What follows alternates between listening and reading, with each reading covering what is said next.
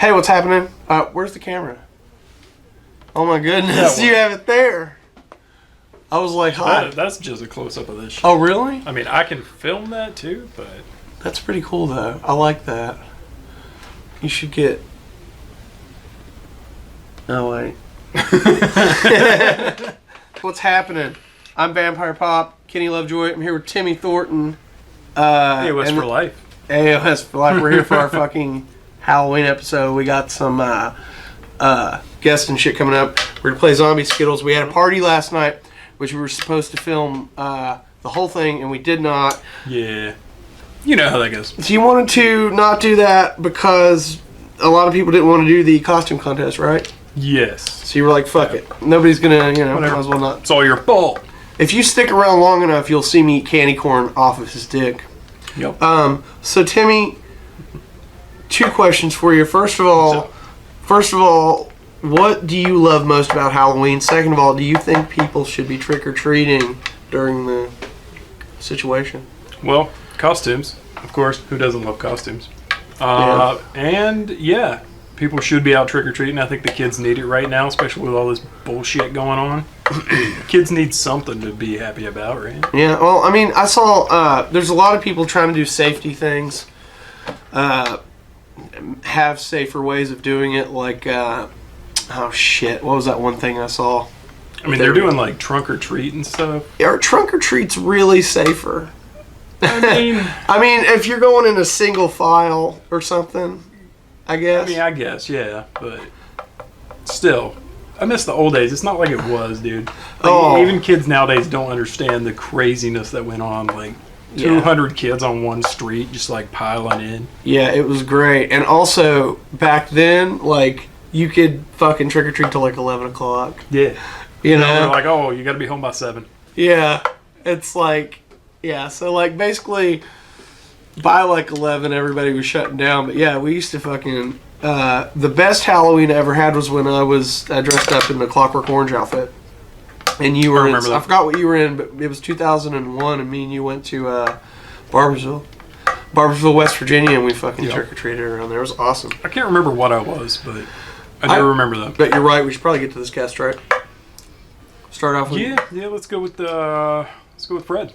Let's go with Fred Vogel. Okay, well, that's it. That's our first guest. Our first guest is Fred Vogel. And he's the director of the August Underground trilogy. He's also got a new flick coming up called The Final Interview. The final interview. Not the last interview, not the first interview, but the final.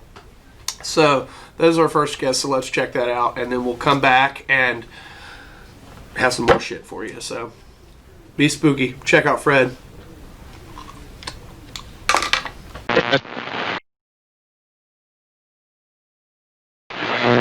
How are you, sir?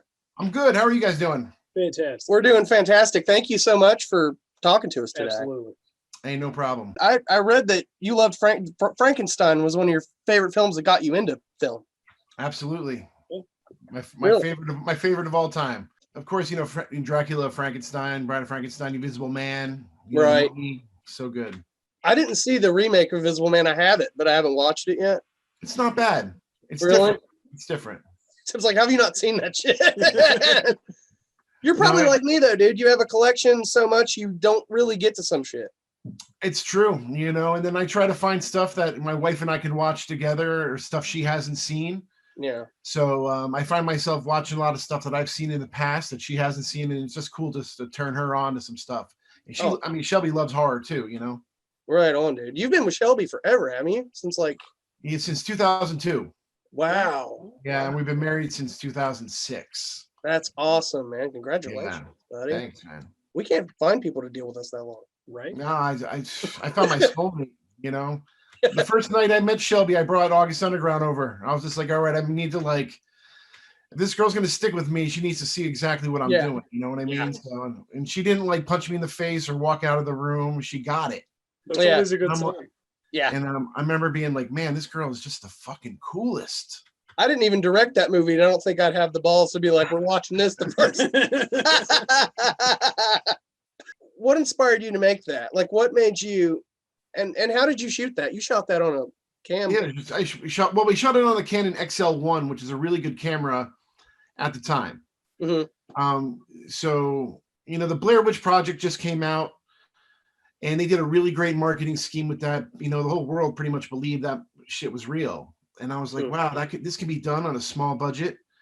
So August Underground was just my way of making a movie that I could raise money to make a bigger project, and try to be creative with like the marketing behind it. I wanted to drop off tapes in like playgrounds and schoolyards, but 9/11 happened, and that changed fucking everything. Yeah. You collect vinyls too. I do. You collect vinyls. Yeah, I collect a lot of things.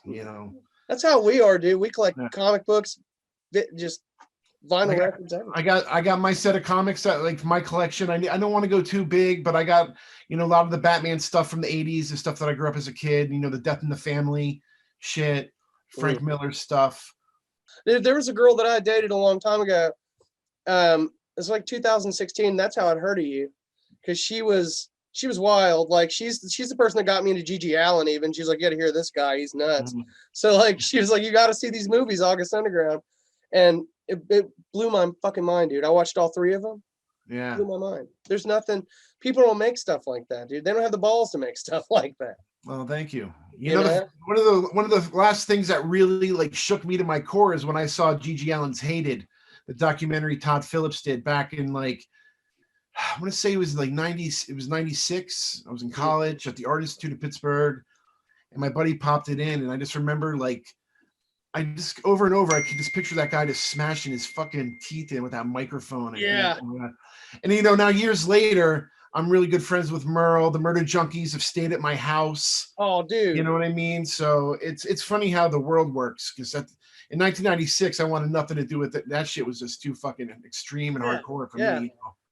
Yeah. Even when she showed him to me, I was like, I don't think I'm ready for this shit. And it's like a year later, I'm like, this is good shit. Well, that's the thing about powerful films. Sometimes we're not ready for that stuff. It all depends what kind of state of mind we're in, when you watch something.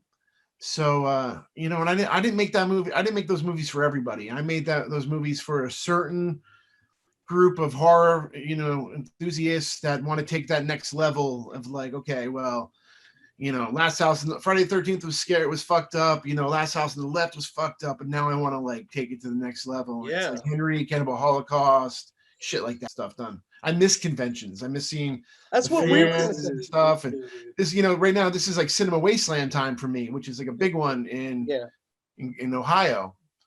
And I was hoping to have the final interview, my new movie, available for everybody. But since this whole COVID shit, everybody's just gonna have to wait.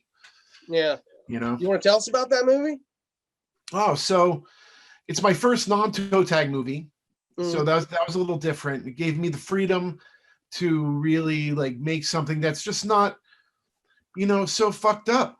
Honestly, you know what I mean? Like with toe tag is like being pure and raw, and no rules, where I can just do whatever the fuck I want, and I love that. Yeah.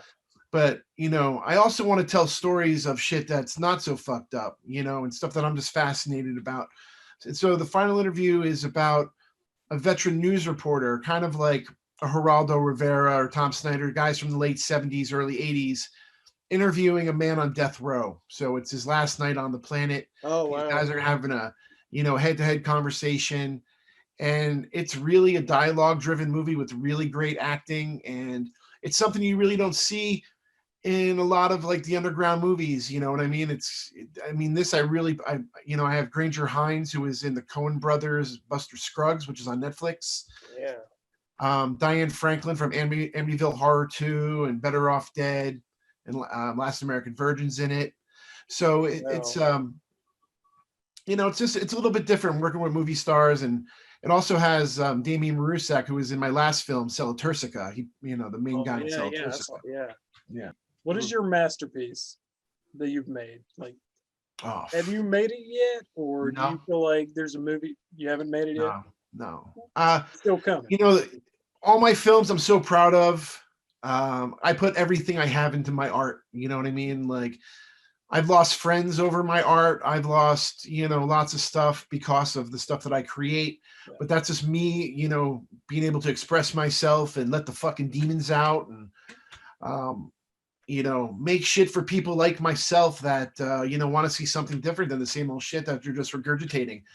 Like I strive to tell a different story. I'm not trying to reinvent the wheel. I'm just trying to tell a different story. Yeah. You know what I mean? Like there's been serial killer movies for a long time. August Underground has happened to take it to that next level and look real, and then that spawned so much shit. You know what I mean? All my films are kind of like little master classes on young underground filmmakers that are trying to make something, to like strive to make something better.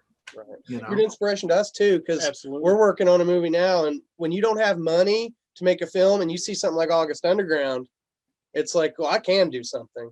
Yeah.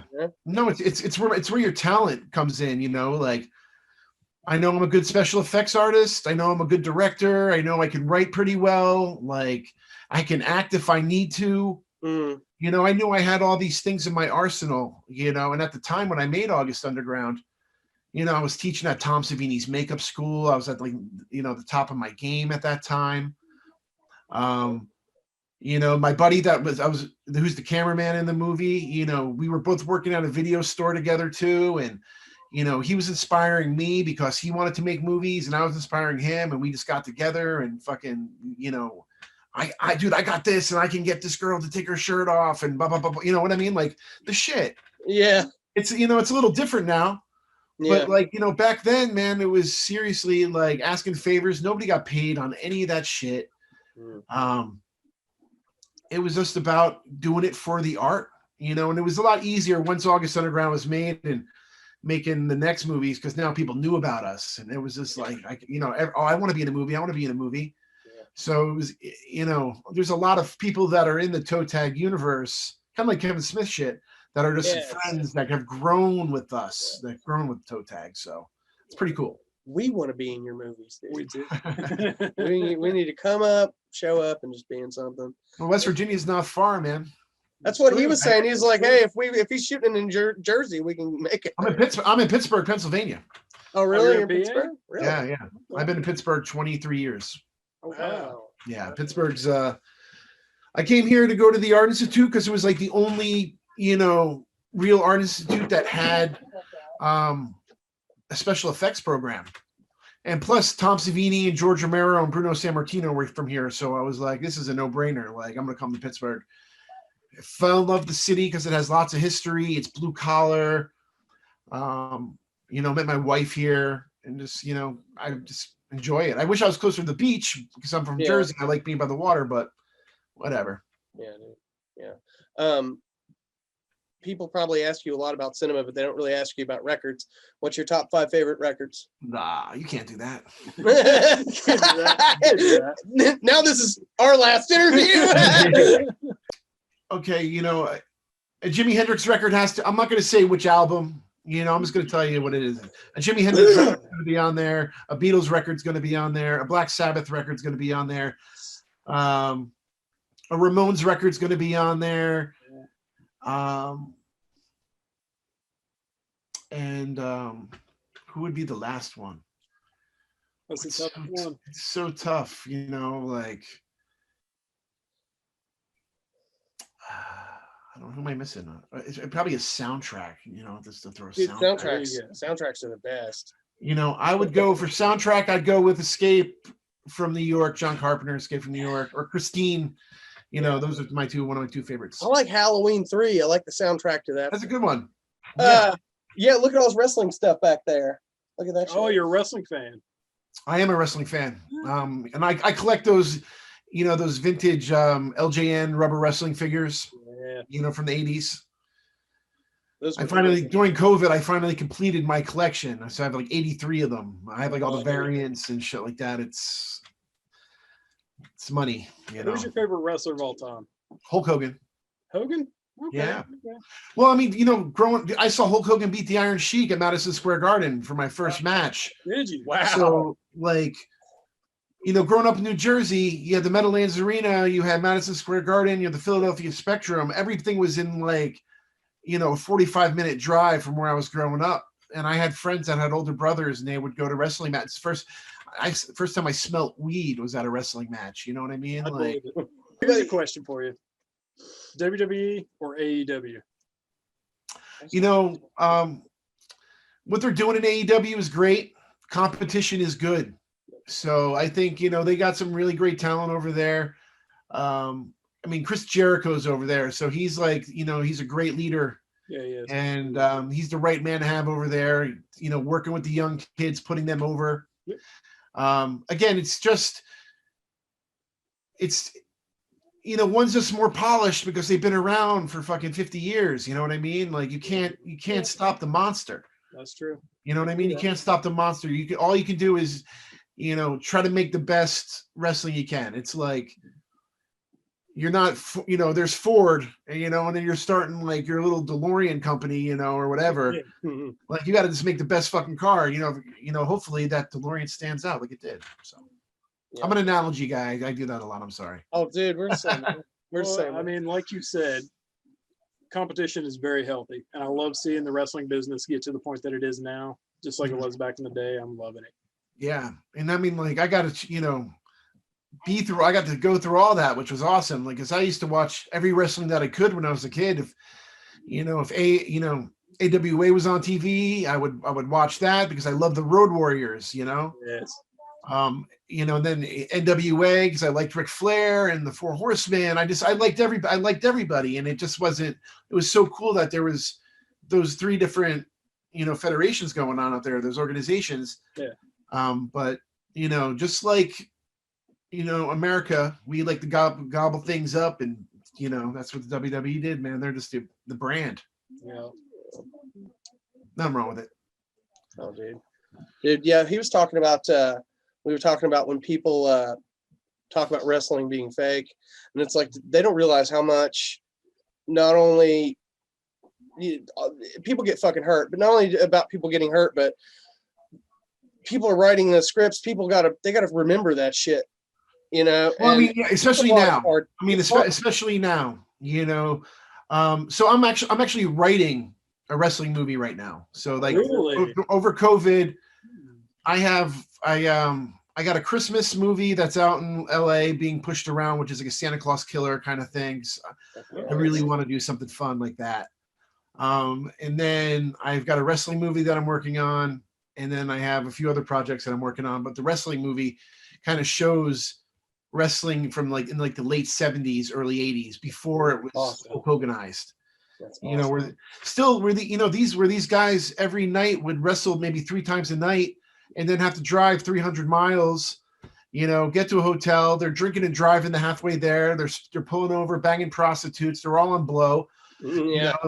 That was a crazy lifestyle for these guys, and they still kind of do it. Obviously they can't party the way they used to, but these kids out there today, they're driving and, they're hustling because, they're wrestling every day, at least before COVID.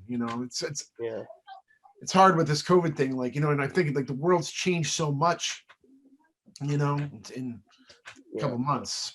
Who's your favorite wrestler? Shawn Michaels. Got to go with HBK, man. Oh, he's great. I mean, like seriously, like he is the greatest. He really is. He's the greatest performer ever. Every wrestler has their merits, all the big ones, the Mount Rushmore of guys, but you want to talk about a dude that is the best storyteller physically, it's Shawn Michaels. Like that guy, that you watch a match with that dude, like he'll make you cry. You know what I mean? Like he'll get your emotions up to where you're like, oh my God, like this guy's putting it all out there, everything. He's one of the greats for sure. See, man, you see it exactly like I see it. Yeah, he loves him. I love Roddy Piper's my favorite, but Tim's hero is HBK, man. Absolutely. Yeah. He loves HBK. Man. Yeah. I got a chance to meet him backstage at the Royal Rumble in Pittsburgh, which was CM Punk's last match with the WWE. I was here in Pittsburgh.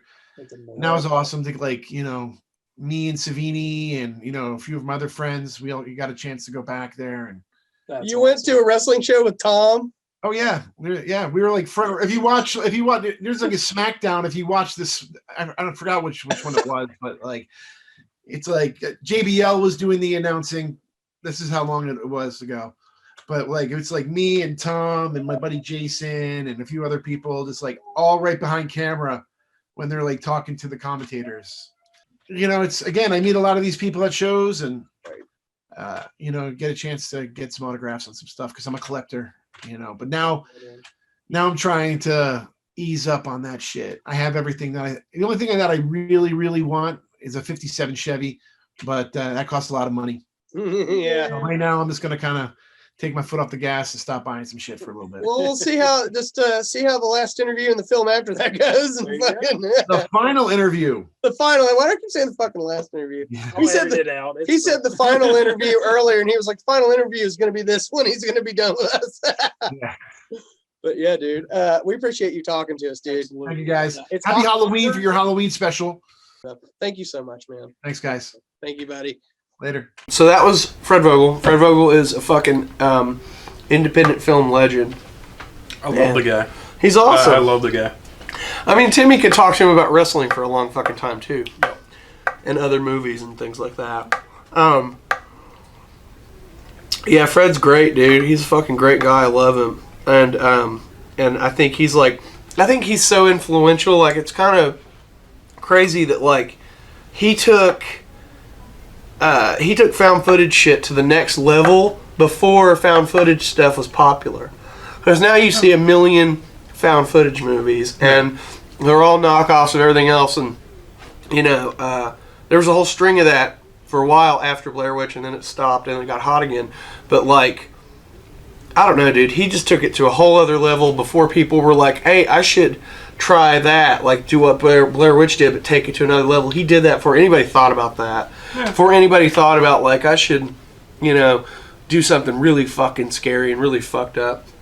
He's the man. He's the man. He definitely is. And he knows a lot about fucking wrestling and horror films. So check out the final interview.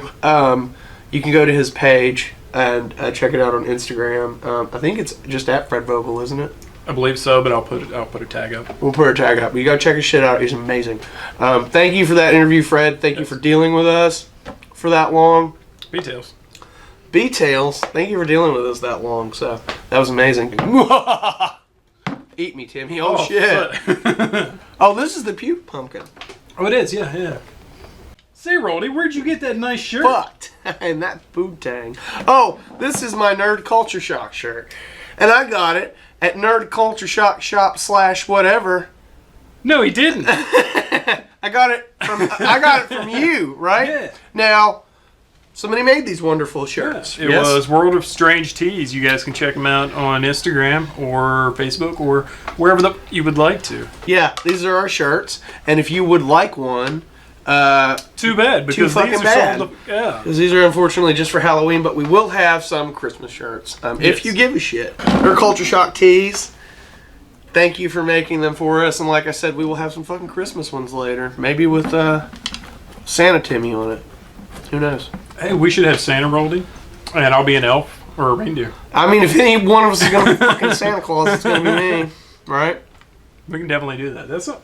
Guys, do you want to see that? Should we have that done? Should I be Santa Claus? We're waiting for an answer. Comment on the bottom. Tell us if I should be Santa Claus. You know? Now for zombie Skittles. Yeah! With mean toys. It's going to be terrible. It might taste good. Rules are we gonna... Ha! Yeah. Yeah. We hope you got that. Yes. Okay, rules are we're going to take turns spinning this. As you can see, I have my name here, Kenny's name here. You might not be able to see. No, you might not, but hopefully. My name's here, Tim's name's here. Whichever one it lands on, that person has to eat a Skittle, and the first person to get a nasty zombie Skittle is dead. We call it zombie roulette. Zombie roulette is what we call this. So basically, I'm probably going to eat a zombie Skittle and be the first one to die. I figure that's how it goes in the zombie apocalypse, too, because the fatties get it first. It happens. It happens. Fatties go first. All right, let's get in costume. Naked. Wait, how are we naked in costume? Both. Both of them. Both of them. Zombie Skittles, Timmy. Are you spinning first? Sure, why not? As you can see, I'm a fucking horse. I'm Jack the Ripper, and this is the horse I rode in on. I got a Chucky knife, though. Okay, Tim. Alright. Spin it up. Is that one open? Or None of these are open yet, but let's go over the rules again. We're going to spin this, and each time we have to eat a single Skittle.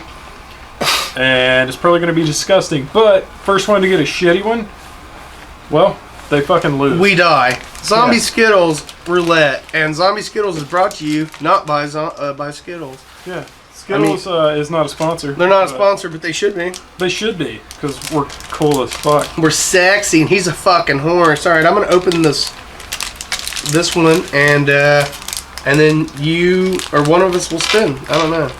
Oh, this is gonna be ridiculous, bro. This is gonna be horrible because I think I've had these before. Have you ever ate one? No. Well, you're fucked. Because they're horrendous. Alright. Let's see if it's getting screwed first. Here's this big horse. Is like, sit this over. It's great. Might be funnier to me because I'm here. Oh. Oh boy, bite coins. one. It's your turn. Bite one. Okay. It smells normal so far. Was it normal? Yep, it's good. The horse has to eat one too. All right. Spin. Hey, it landed on me. All right. Should I go try a green one too or blue? I'm gonna go for a blue one. Going blue. It's blue. It's blue. Does it taste blue? Yeah, it tastes blue. It's like the color blue. It tastes so blue. Alright. Alright. It's me again? I might as well eat this second blue one, but maybe I'll eat an orange one. Orange, I mean Halloween, you know. Fuck, man. No, it doesn't tell you, it's just random, right? No, it's really random. Like, you don't...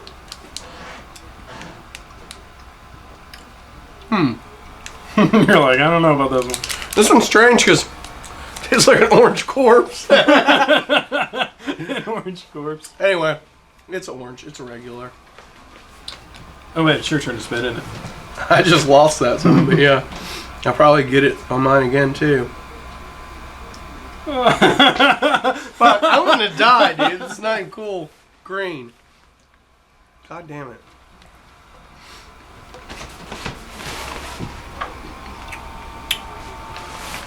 It's green. Damn it. Oh man, I hope you swallow that thing. Oh, it's back on you again. What the hell is up with this? Gizmo, stop, buddy. Gizmo. Gizmo. It's Gizmo, the cult cinema kitty's gonna eat his. Now he's. Whoa. Gizmo. Get the fuck out of here. He's just like, I'm gonna kill everything. You know what? You get the fuck out of here. You're just gonna stand there because we can't edit this. Because it's a full video, so. I'm trying brown this time. Duty brown. Is it brown or purple? Might be purple. Red. It's purple. Does it taste purple?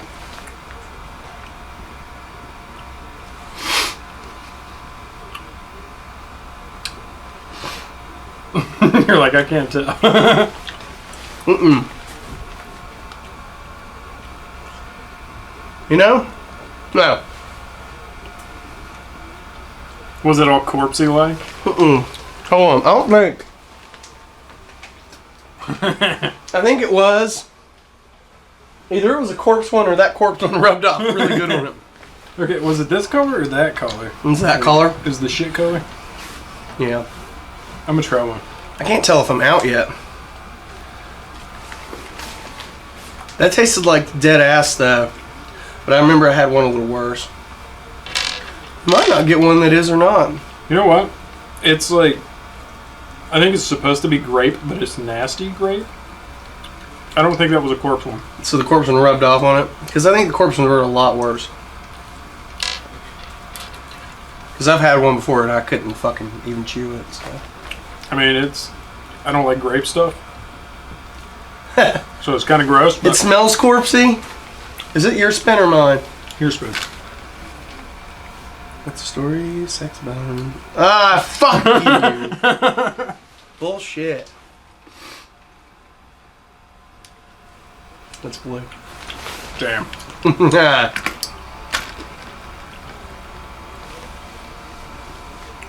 Oh, I actually got one. Okay. Let's go with red. I haven't had a red yet. I hope you die.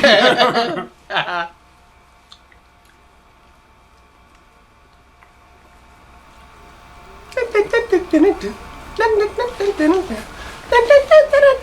feel like we do have to have music in the back of this.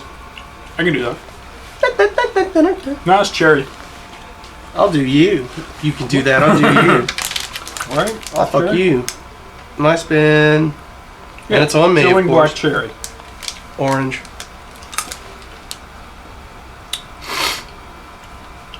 It is orange. Your spin. Fuck. Bullshit. I think this thing might be lopsided. No. It just doesn't like me. Oh, that makes sense.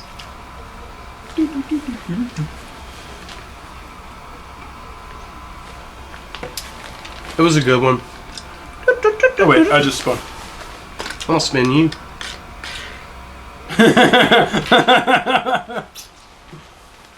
Okay. God damn. Satan frowns upon you today. He does. He usually likes me. I'm about to eat all of these. Right? Watch Just to there find be out. none in there. There might not be any in there. Sometimes there isn't. It landed on you, but I'm gonna eat one. No, that's good. Melon. Okay, so you're saying that sometimes there's none in there? Maybe. Might not be where it's a small package. Or maybe there's just one in here that is. I don't fucking know.